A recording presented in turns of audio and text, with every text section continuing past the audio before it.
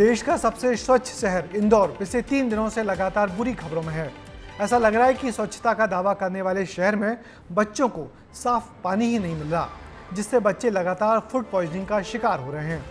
गंदे पानी से फैली फूड पॉइजनिंग से 2 दिन में इस शहर में 6 मासूम बच्चों की मौत हो गई और 150 से ज़्यादा अस्पताल में भर्ती हुए हैं। इंदौर से देखिए ये चिंताजनक रिपोर्ट। इंदौर में मासूमों की मौत और जिम्मेदार मौन।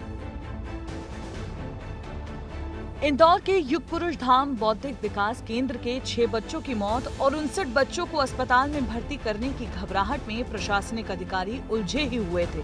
इसी बीच फिजिकल एजुकेशन इंस्टीट्यूट के सभी स्टूडेंट्स की तबीयत बिगड़ने से हड़कंप मच गया। 100 स्टूडेंट्स की तबीयत बिगड़ी थी, उनमें से 28 को गंभीर हालत में एमवाई अस्पताल में भर्ती करना पड़ गया।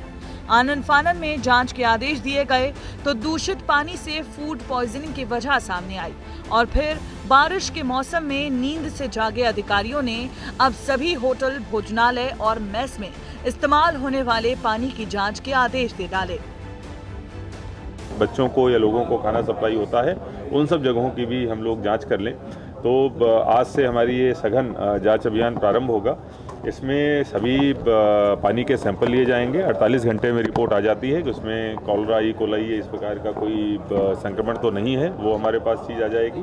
अगर संक्रमण आता है तो फिर उसको बंद कराने की जो भी आगामी रेक्टिफिकेशन कार्रवाई है वो करी जाएगी। इंदौर देश का सबसे स्वच्छ शहर, लेकिन यहाँ का दूषित पानी पीने की वजह से 6 मानसिक दिव्यांग बच्चों की तड़प कर मौत हो गई।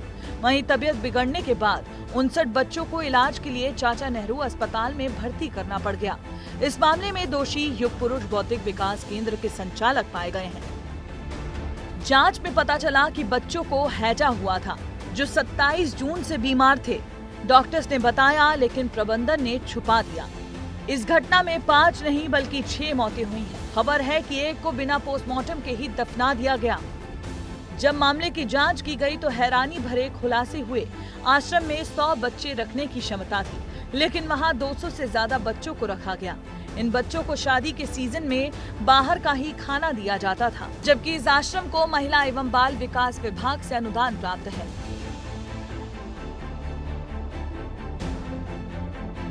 प्रशासनिक अधिकारी दिव्यांग बच्चों की सुध लेने में ही लगे थे। तभी नवलखा स्थित आर्मी की तैयारी करने वाले फिजिकल एजुकेशन एकेडमी के बच्चों की तबीयत बिगड़ने की खबर फैल गई। दोनों ही मामलों में प्रबंधन की बड़ी लापरवाही सामने आई है। खाने पीने के शौकीन लोगों के शहर इंदौर में खिलाना पिलाना सेवा नहीं बल्कि व्यापार बन चुका है।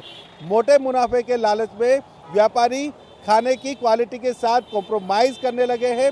इसी वजह से पिछले कुछ दिनों में फूड पॉइजनिंग और ब्लॉकेज के मामले लगातार बढ़ते चले गए। इस पर यदि अभी नियंत्रण नहीं किया गया तो आने वाले समय में स्थिति और भी भयावह होगी। पुनीत विजयवर्गीय, विस्तार न्यूज़, इंदौर।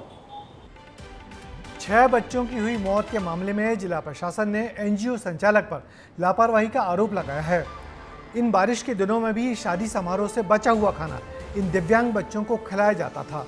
साथ ही बच्चों की मौतों को छिपाने की कोशिश भी प्रबंधन ने लगातार की। ऐसी ही लापरवाही फिजिकल एजुकेशन अकादमी के प्रबंधन ने भी अपने छात्रों के साथ की, जिसका ये नतीजा है। राहत की बात यही है कि फूड पॉइजनिंग से बीमार बच्चों की हालत अब सुधर रही है।